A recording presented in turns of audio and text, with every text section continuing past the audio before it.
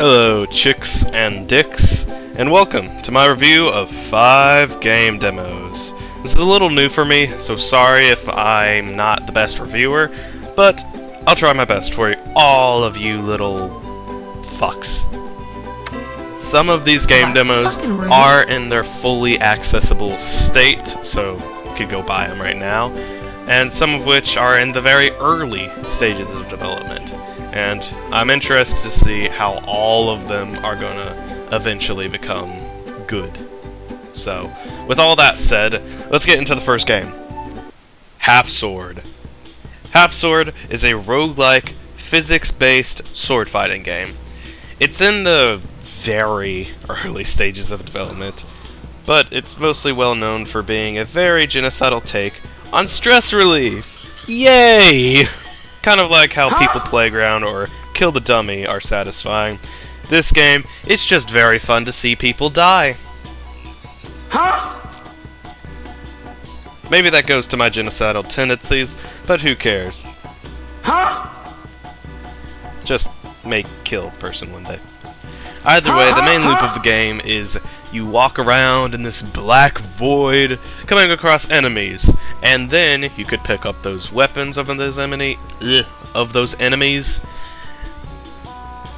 and just keep going. You'll see little lights, you can go to them, pick up anything that you see there, and eventually you'll probably just die to a guy with a big fucking sword. I haven't gotten incredibly far into the game because I'm fucking ass at it, but nonetheless, I think this game is a pretty good early stage game. I'm interested in how they're going to develop it. I'm interested in what new implementations they're going to put into it. So ultimately, I think that you should 100% wishlist this game, and hell, go play the demo as well.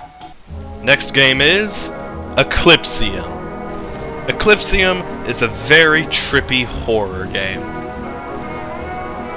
That's all you need to know about it. I mean, just look at this shit.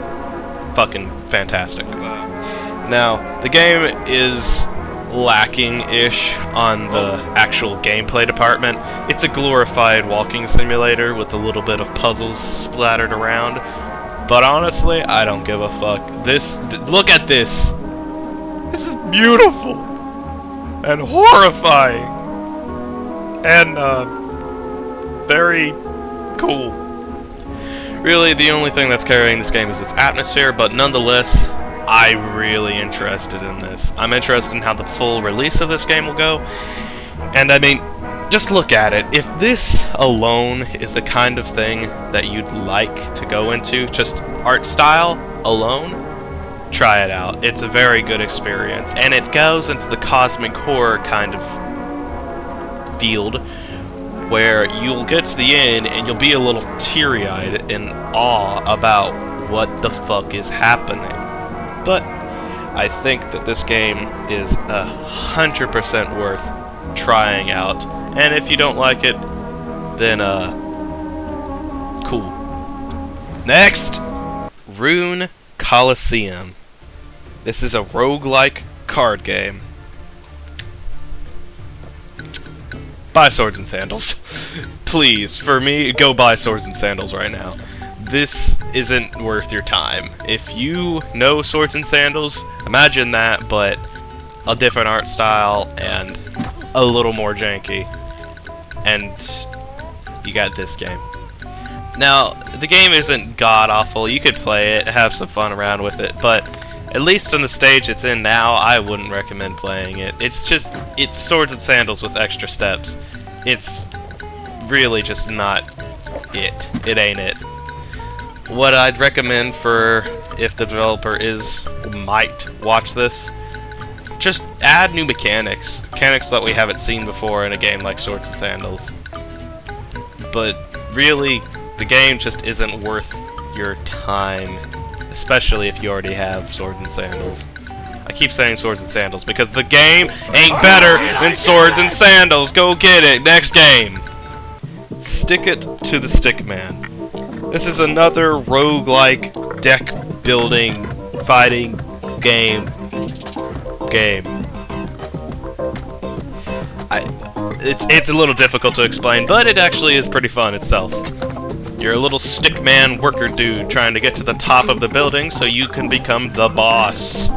Which basically means your next playthrough, you'll be fighting yourself again. That's about it in the demo, but the way the gameplay works is kinda interesting. You have some little cards at your disposal on the bottom, but you don't play them. You combo with them. So every click will go on to the next attack, and you can't go back to the first attack until you've completed the whole cycle. This is an interesting concept, but it's not good just on its own. You'll need other things to help with it. And this game does do it pretty well. It has a wide variety of cards and has little bonuses that you can rummage around for. The only thing that holding this game back is lack of levels, which they're obviously going to fix just with the amount of levels that I can already see being built up. I'd say wishlist this game now, please, for me. It's a good one. And play the demo too. Next game is Cryptmaster. Cryptmaster is a dungeon crawler word game. I don't know exactly the genre that these kind of games are, but they're cool nonetheless, and I will probably play them on my channel at one point. In this game, you go across a dungeon, defeating enemies, opening chests, but you have to word it out. Woo! You have to type in your attacks, you have to guess what your attacks are some of the times to unlock them. How do you even know what to guess? Well, that's where chests come in. You go to a chest and your Cryptmaster little demon dude, dick, fuck, is gonna give you a little bit of a hint as to what's in there. He doesn't even know, but he's just describing it to you, and you have to guess off of what he describes. At least in the demo, it's really easy to understand what he's describing. I hope in the full game that it will be a little more difficult as you go on. I haven't played the full game, but it is out for, I think, 25 bucks. Absolutely wishlist this game. It's a banger, and you need to play it, or I will fuck you. As well as it has the most fucking settings in any game. God damn, look at this shit. That was my review of 5 game demos. Like and subscribe if you liked the idea. If you didn't, and don't like this YouTube video, fuck you and piss off. Bye.